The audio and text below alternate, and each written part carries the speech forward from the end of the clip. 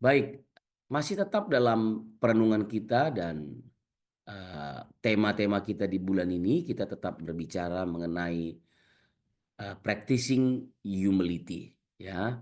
Rendah hati seperti Kristus. Dan saya akan melanjutkan apa yang saya sampaikan di Senin minggu lalu mengenai eh, Filipi pasal 2 ayat yang kelima sampai ayat yang ke-8.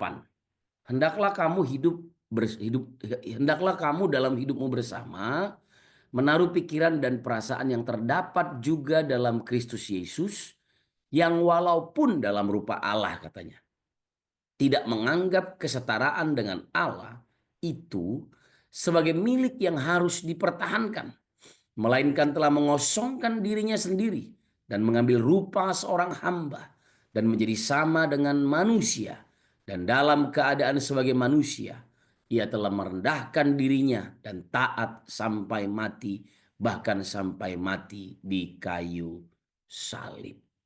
Bapak Ibu, biarlah firman Tuhan ini, apa yang Yesus lakukan buat kita, kita juga meneladani apa yang Yesus lakukan untuk kita. Dan kita bisa menjadi teladan untuk banyak orang. Nah, minggu lalu saya sudah bicara tentang humility dalam hal-hal apa saja. Yang pertama, dalam hal hubungan dengan Tuhan, dengan Allah. Nah, bagaimana kehidupan kita kalau kita mau rendah hati? Rendah hati itu ditunjukkan dalam hal hubungan dengan Allah. Nah, kita udah sharing ini minggu lalu. Nah, nanti di dalam breakout room nanti kita akan bahas sedikit-sedikit aja. Kemudian dalam menghadapi konflik dan perselisihan, itu yang kedua. Kemarin kita udah sharing juga tentang hal ini. Dan yang ketiga, dalam menggunakan karunia dan talenta, kita harus menunjukkan kerendahan hati kita. Nah, pagi ini saya mau sharing melanjutkan apa yang saya sampaikan di minggu yang lalu. Kerendahan hati tidak muncul dengan sendirinya. Untuk menumbuhkan kerendahan hati seperti Kristus, kita perlu mempraktekkan beberapa hal. Ya, yang pertama, meneladani sikap dan pikiran Kristus. Nah, di dalam Filipi pasal 2 ayat 5 sampai 7 tadi dikatakan, hendaklah kamu dalam hidupmu bersama, apa katanya? Menaruh pikiran dan perasaan yang terdapat juga dalam Kristus Yesus. Itu sebabnya setiap pagi dalam perenungan salib selalu kita mendengar pernyataan, jadikan apa yang telah aku katakan dan perbuat bagimu di kayu salib sebagai kenyataan hidupmu yang baru, lebih dari apa yang engkau lihat, pikir, dan rasakan. Nah, ayat ini berkata kepada kita menaruh pikiran dan perasaan yang terdapat juga dalam Kristus Yesus. Apa itu yang ada dalam pikiran dan perasaan Yesus? Nah, ini kan perlu kita mengerti. Dalam meneladani sikap dan pikiran Kristus, ternyata Bapak Ibu dikatakan oleh kitab Filipi ini, yang walaupun dalam rupa Allah. Nah, tidak menganggap kesetaraan dengan Allah itu sebagai milik yang harus dipertahankan. Pikiran dan perasaan ini ada dalam Kristus, Bapak Ibu. Dia tahu dalam pikirannya, dia itu adalah Allah sendiri. Rupa Allah ada dalam dia.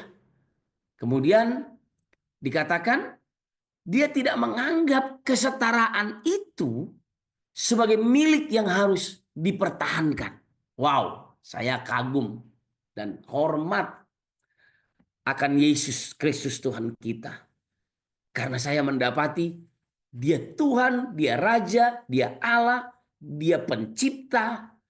Tetapi tidak menganggap semuanya itu. Waktu dia diberikan tugas oleh Bapa di sorga untuk datang ke dunia sang firman itu, diberikan tugas untuk menebus manusia, untuk menjadi serupa dengan manusia, dikatakan ini. Dia tidak menganggap kesetaraan itu sebagai milik yang harus dipertahankan.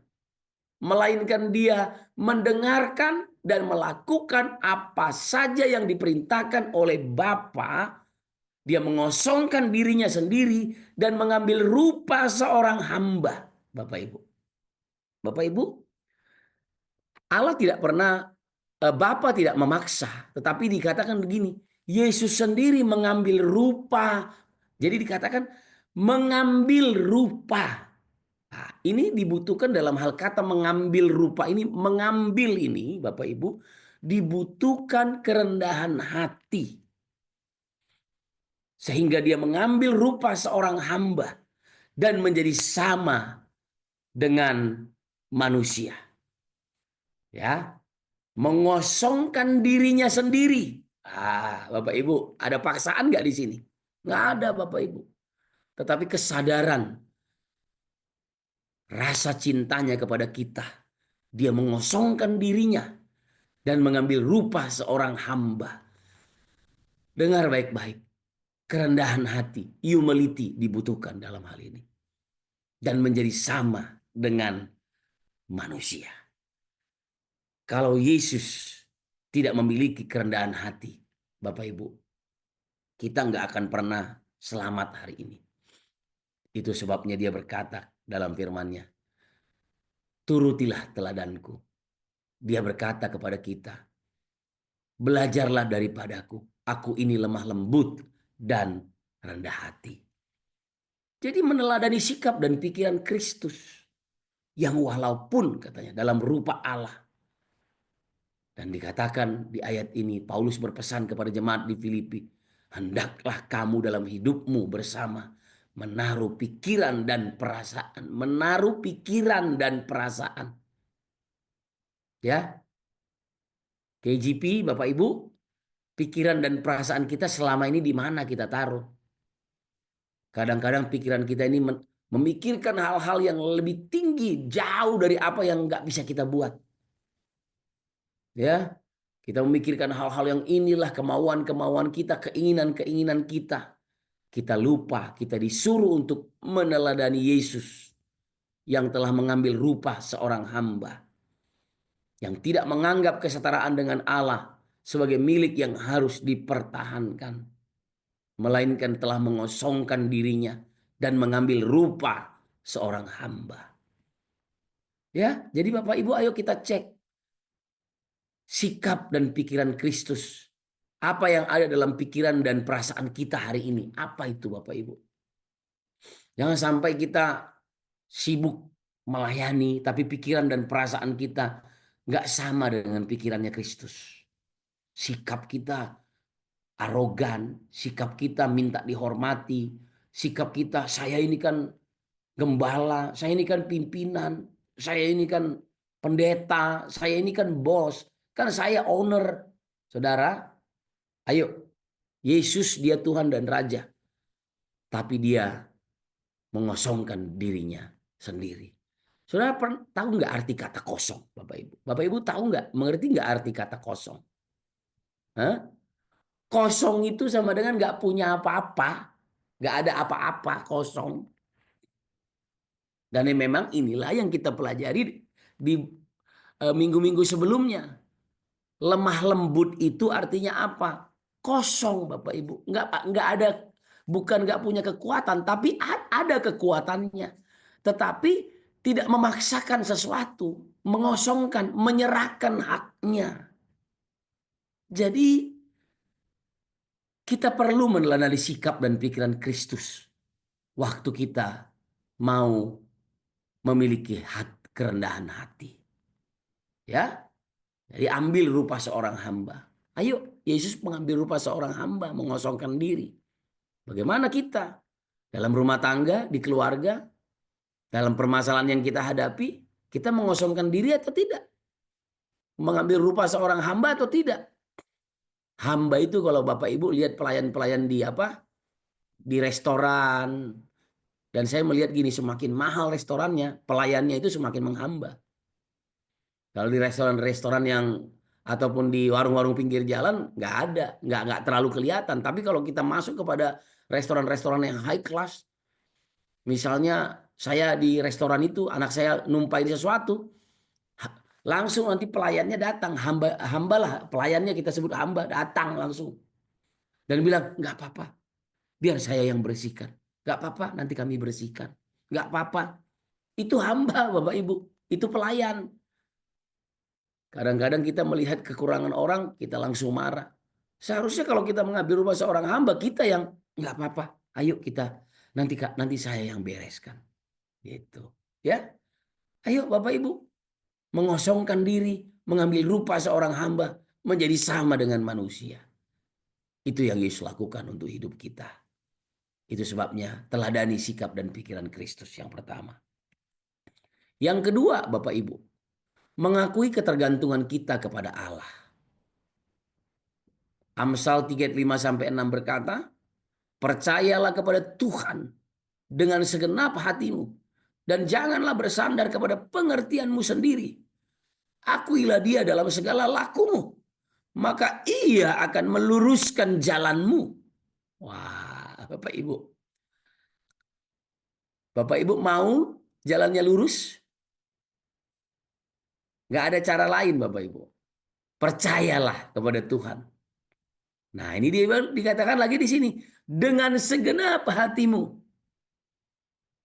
Dengan segenap hati itu artinya mengosongkan diri. Semuanya diserahkan kepada Tuhan. Mengambil rupa seorang hamba. Percayalah kepada Tuhan dengan segenap.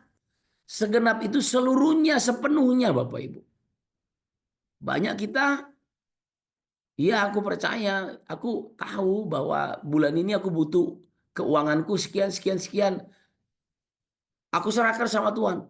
Tapi kita mikir terus dari mana yang perlu kita ini. Memang kita harus berpikir. Tetapi kita harus mengakui ketergantungan kita kepada Allah.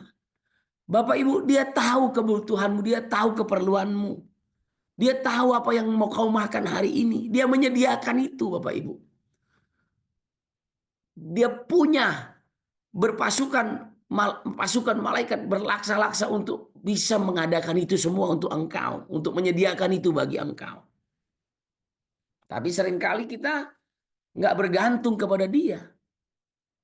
Jadi waktu malaikat mau datang ke pintu rumahmu, membawa berkat, membawa makanan ke pintu rumahmu, tapi hatimu nggak bergantung, hidupmu nggak bergantung, ya malaikat balik lagi cari kepada siapa yang bergantung.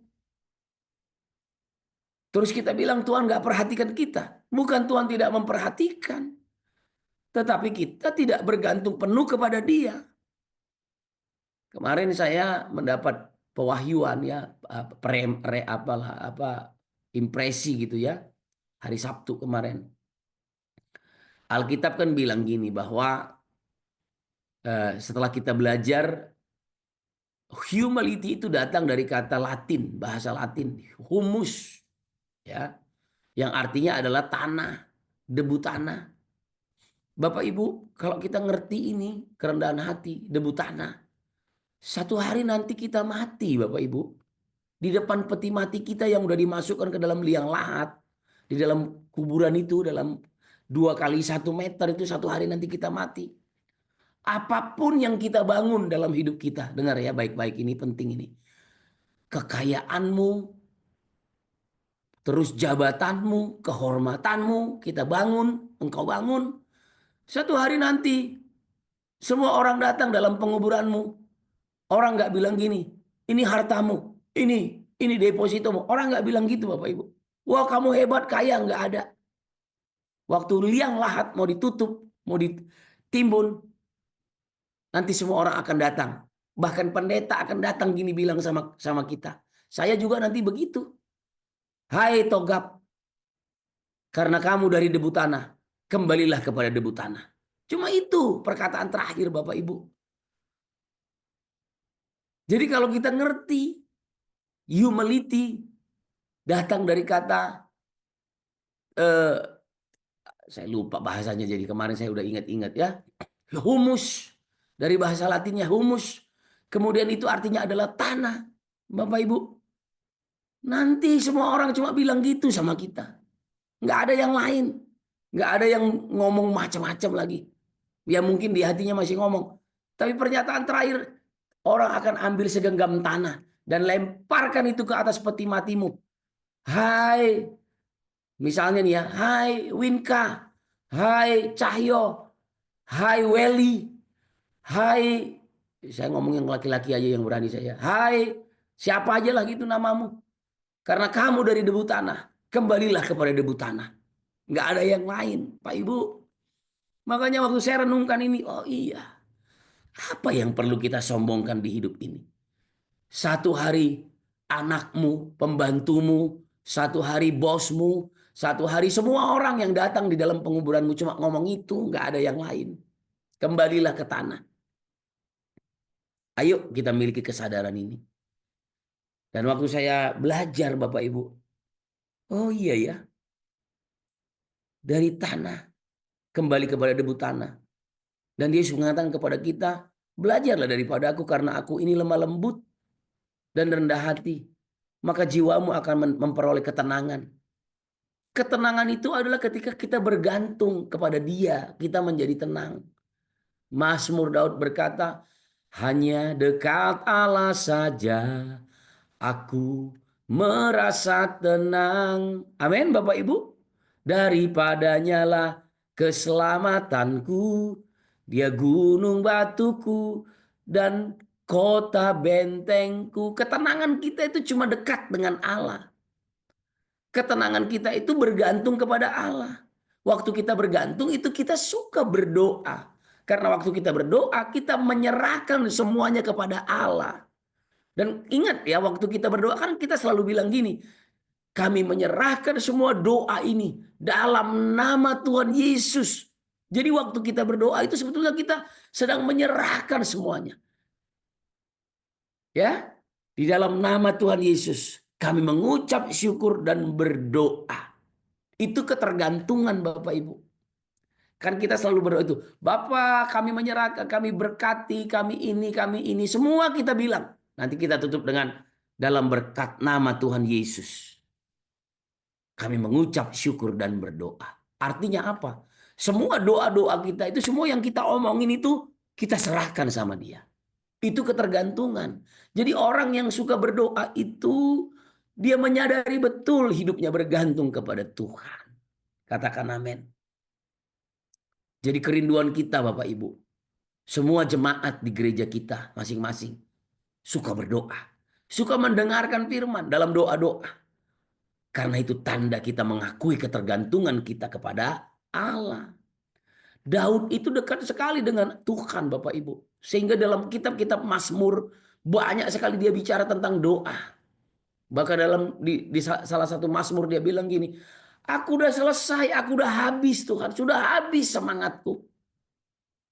Bergantung sama Tuhan sepenuhnya. Ya. Makanya ayat ini bilang Amsal 35-6, percayalah kepada Tuhan dengan segenap hatimu dan jangan bersandar kepada pengertianmu sendiri. Hari ini mungkin kamu nggak punya apa-apa. Mungkin kita sedang harus melepas sesuatu. Ada barang kita yang kita suka harus kita jual dulu hari ini. Tetapi bersandarlah kepada Tuhan. Jangan bersandar kepada pengertianmu sendiri. Hari ini mungkin kita harus melepas sesuatu yang berharga. Tetapi waktu engkau bersandar kepada Tuhan Bapak Ibu. Percaya kepada Tuhan dengan segenap hatimu. Dia bilang begini. Ia akan meluruskan jalanmu. Orang kalau jalan di jalan yang lurus. Hidupnya tenang Bapak Ibu. Tapi kalau orang yang jalan belok-belok. Bapak Ibu naik mobil aja di jalan tol yang lurus. Secepat, tenang, aman, lurus.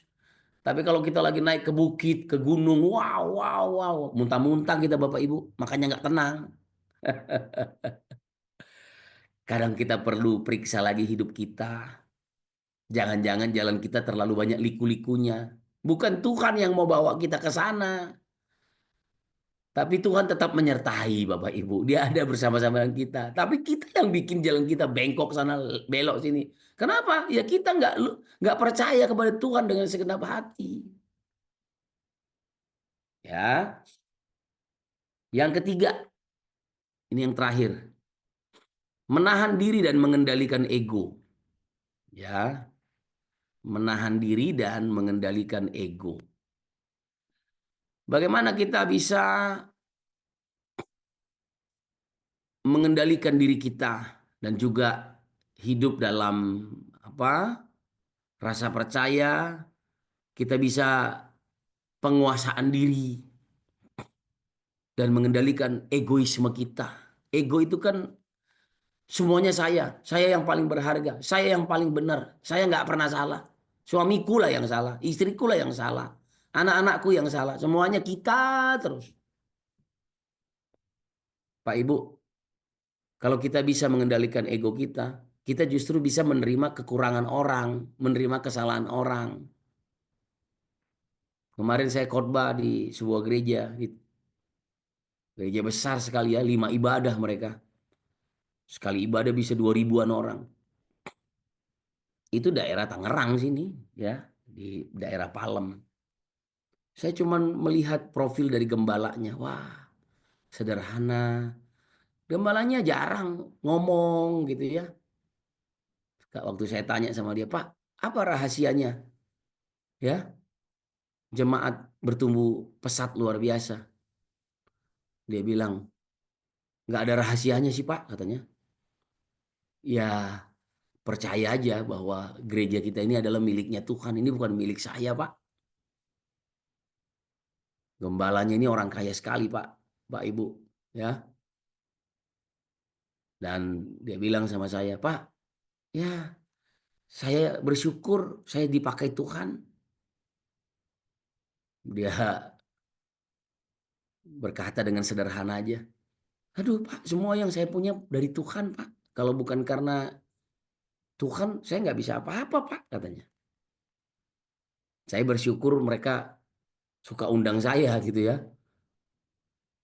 2 bulan lalu diundang kebaktian 5 6 ibadah mereka 5 6. Nah, terus beberapa bulan lalu saya diundang di kebaktian 3 4. Ini minta lagi di 1 2, terus mau minta lagi. Ini saya bilang, aduh Pak jangan terlalu sering juga saya, nanti jemaat bosan juga, saya bilang kan. Saya nggak mau juga bilang, iya Pak saya harus ini. Enggak, Bapak Ibu kita perlu menahan diri. Saya nggak pernah menawar-nawarkan diri untuk minta khotbah sana khotbah sini, nggak pernah Bapak Ibu. Saya tahu kalau Tuhan sanggup. Ya karena kalau kami kan sebagai hamba-hamba Tuhan hidupnya dari mana? Ya hidup dari pelayanan. Berkhotbah, kami dikasih persembahan kasih. Dan saya bersyukur sampai hari ini, ya doakan ya Bapak Ibu supaya saya tetap sampai mati nanti begini. Nggak pernah itu milih-milih yang mau khotbah dikasih persembahan kasih atau enggak. Sabtu kemarin saya ngobrol di depan para pembicara-pembicara hebat di kegerakan pria. Saya tidak akan pernah mengkhianati pergerakan ini, saya bilang. Sekalipun kegerakan pria ini udah dibubar, udah dihentikan, tapi saya tidak akan pernah mengkhianati kegerakan ini. Dikasih persembahan kasih atau tidak, kalau saya ditugaskan untuk melayani pemulihan pria, saya tetap akan pergi. Nah, dari dulu saya begitu Bapak Ibu, saya bersyukur. Biasanya kalau disuruh ke pedalaman, gap itu ke pedalaman. Ya saya bersyukur tuh. Saya bilang, iya siap ke pedalaman. Pedalaman kadang-kadang panitia telepon, Pak, tapi kami nggak ada persembahan kasihnya Pak. Nggak apa-apa. Yang penting Tuhan dimuliakan. Nah itu. Ada belas kasihan di sana. Tapi Tuhan juga nggak tutup mata Bapak Ibu. Tuhan nggak tutup mata. Dia bawa kita juga. Dia bawa saya secara pribadi juga kemana? Ke gereja-gereja besar. Yang kebaktian 2 ribu orang, 3 ribu orang. Dia bawa juga kita ke sana. Makanya menahan diri, mengendalikan ego bukan untuk kepentingan diri sendiri, tetapi untuk kepentingan kerajaan Allah. Di sini nih ada Pak Weli nih, ya. Pak Weli bersyukur karena istrinya mengandung, ya. Pergumulan mereka panjang, tapi Tuhan berkati. Saya kalau ke sana boleh tanya nih Pak Weli, saya dikasih persembahan kasih nggak? Enggak. Terakhir-terakhir Pak Weli ini luar biasa setelah dia diberkati dalam pelayanan sebagai anak rohani saya. Dia kasih saya, Om, terimalah ini Om. Ya saya terima. Tapi di awal-awal ke sana mana ada. Saya ngomong sama dia, setiap kali saya datang ke sini sekian uang yang harus dipersembahkan. Bukan untuk diri sendiri Bapak Ibu. Tapi biarlah pelayanan di Kayu Aro dengan Pak Weli, nanti yang di Sungai Penuh. Semuanya untuk Tuhan, bukan untuk diri kita. Di situ dibutuhkan apa Bapak Ibu? Belas kasihan, kemurahan, kerendahan hati, kelemah lembutan, kesabaran. Sabarlah kamu terhadap yang lain dan ampunilah seorang akan yang lain. Nah, itu dia. Ya, jadi bukan untuk kepentingan diri kita, tapi untuk kepentingan kerajaan Allah. Bukan untuk kepentingan dirimu, bapak-bapak, tapi untuk kepentingan rumah tanggamu. Waktu rumah tanggamu memuliakan Allah, kerajaan Allah dipermuliakan. Amin. Bukan untuk kepentingan pribadimu, ibu-ibu. Rumah tanggamu perlu damai. Tahan diri. Kendalikan ego. Supaya rumah tanggamu mengalami Kristus. Ya, Alkitab kan bilang gini. Usahakanlah kesejahteraan. Ya kan? Usahakanlah pendamaian. Apalagi kalau itu tergantung kepada dirimu. Jangan-jangan di sini ada ibu-ibu yang sekarang kondisi keluarganya itu tergantung sama dia. Merasa bahwa, melihat bahwa kondisi ini, aduh suamiku nggak bisa apa-apa ini. Tapi kondisi itu tergantung sama ibu. Ibu yang harus datang membawa damai. Jangan egonya yang muncul. Saya ini istri tapi saya yang sudah melakukan semuanya. Oh, jangan. Kendalikan ego. Supaya kerajaan Allah turun atas rumah tangga. Bapak-bapak juga begitu. Saya yang sudah begini. Ya jangan. Harus kendalikan ego. Tahan diri. Jangan sampai keluar perkataan-perkataan kotor dari mulut kita. Jangan. Berkati semua orang, berkati istrimu, berkati suamimu, berkati anak-anakmu, berkati keluargamu, berkati pelayananmu. 1 menit lagi ya Bapak Ibu. Saya ini udah ngalamin dihina-hina orang di pelayanan. Apa ini begini, begini, begini. Enggak benar. Saya mendapati hari ini untuk tetap mendoakan orang-orang itu. Saya cuma diam aja Bapak Ibu. Enggak perlu kita mau marah-marah. Saya tahan. Saya enggak mau. Saya tidak memuliakan Tuhan melalui perkataan, perbuatan, perasaan saya. Tadi kan perkataan, perasaan Kristus. Ayo Bapak Ibu ya. 3 hal ini nanti di-sharingkan di breakout room. Apakah pikiran dan perasaan Kristus sudah ada dalam hatimu? Teladan itu. Yang kedua, apakah engkau mengakui ketergantungan hidupmu kepada Allah? Ya, yang ketiga, apakah kita bisa menahan diri dan mengendalikan ego kita? Mari kita berdoa. Tuhan berkati kami. Nanti kami sharing di breakout room. Tuhan dipermuliakan di atas segala-galanya. Dalam nama Tuhan Yesus, kami menyerahkan doa kami. Amin.